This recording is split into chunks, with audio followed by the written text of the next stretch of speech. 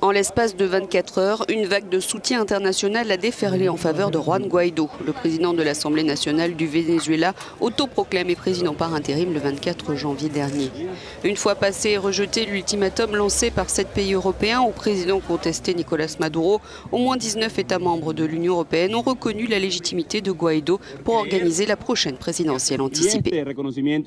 La reconnaissance de la France et d'environ 20 pays est une reconnaissance pour vous, le peuple vénézuélien, qui n'a jamais arrêté de se battre. Et nous ne nous arrêterons jamais jusqu'à ce que la démocratie et la liberté prévalent au Venezuela.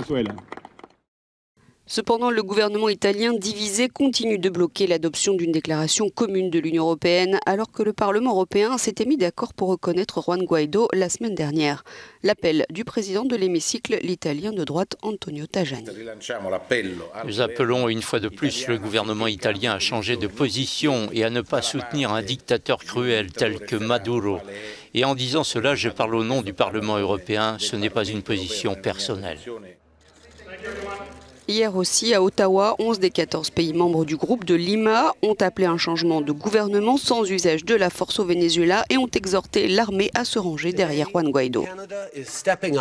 Le Canada intensifie ses efforts et annonce 53 millions de dollars pour répondre aux besoins les plus pressants des Vénézuéliens sur le terrain, dont près de 3 millions de réfugiés.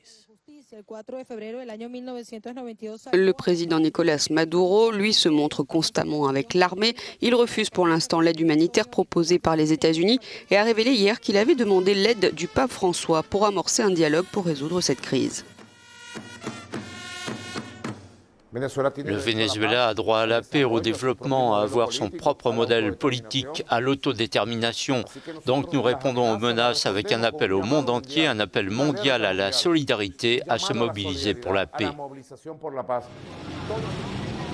Son opposant Juan Guaidó, lui, continue d'appeler à l'envoi d'aide humanitaire aux frontières et appelle les militaires à laisser passer cette aide pour montrer leur loyauté non pas à lui, mais au peuple vénézuélien.